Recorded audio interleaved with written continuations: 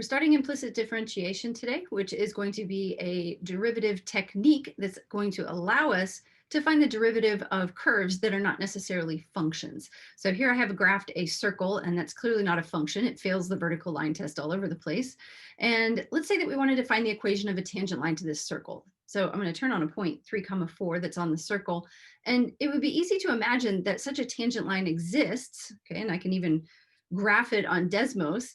All right, but how are we going to find the equation of that tangent line if all of our derivative formulas, the product rule, quotient rule, chain rule, they all rely on us being able to find the derivative of a function? Here we got this equation, x squared plus y squared equals 25. It's not a function.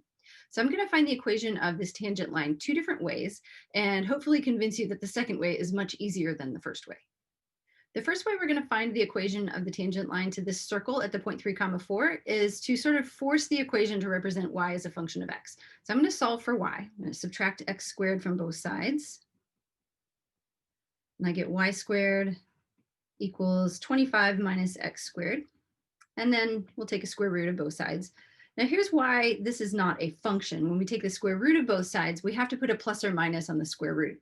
So we get that y is equal to the plus or minus root of 25 minus x squared.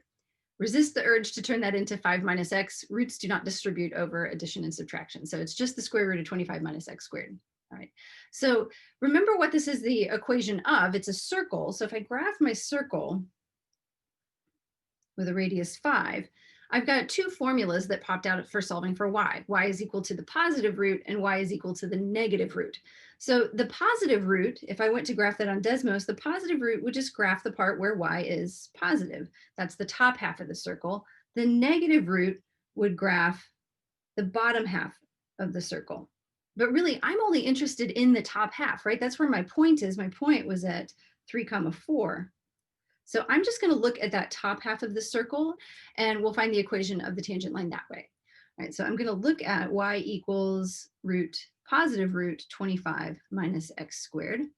And we know for a derivative, I'm going to have to think of that as 25 minus x squared to the half. We've got an inside function and an outside function. Remember, this 25 minus x squared is going to be my inside function. The parentheses to the half is going to be my outside function.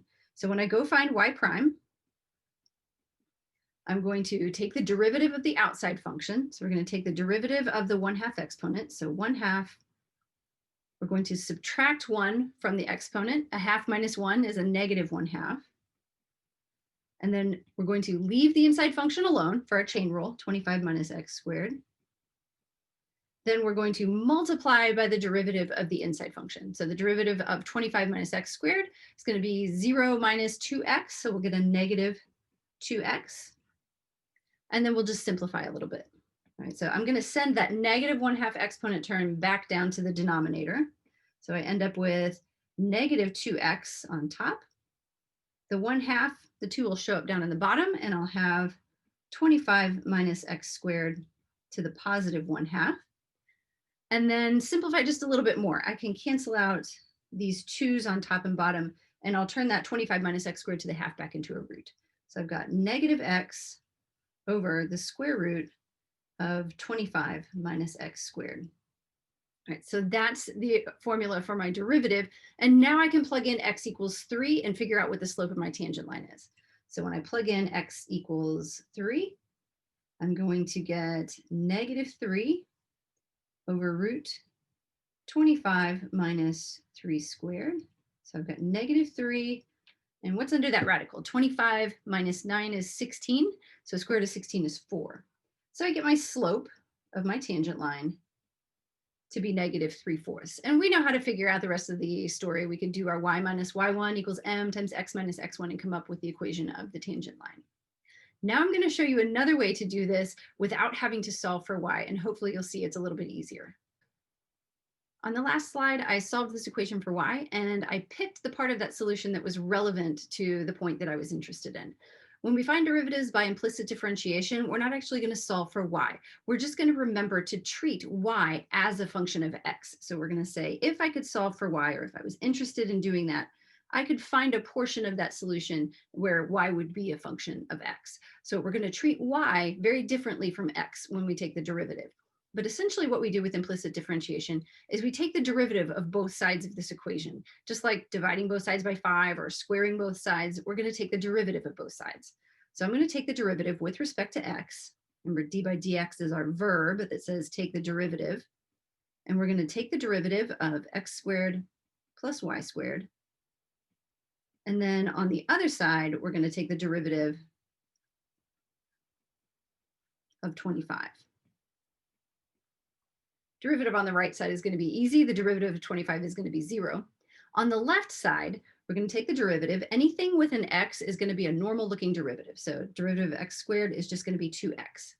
When we go for the derivative of y squared, we're going to remember that y is really a function of x. Okay, so y squared, I'm going to kind of write this off to the side, y squared, we're going to think of that as being some function of x squared. And that's going to imply that we need to think about the chain rule, where whatever y is, whatever this function is, that's going to be our inside function. And then the square is going to be the outside function. So we're going to take the derivative of the outside function, leaving that inside function, leaving the y alone, and then multiply by the derivative of the inside function.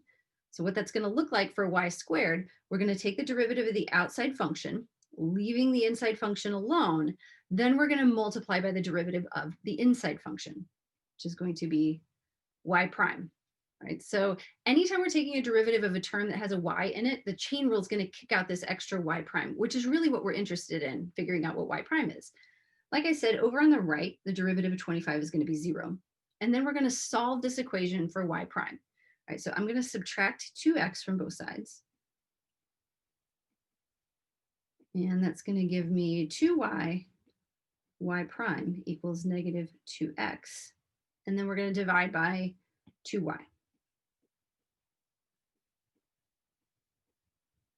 All right, and that gives me that, let's see, y prime, the 2's are going to cancel out, and I just get negative x over y.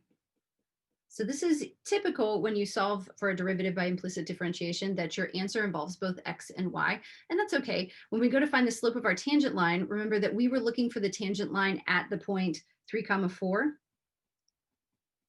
So when I plug into this derivative, negative x over y, the x coordinate was 3, and the y coordinate was 4. So we can plug in both values.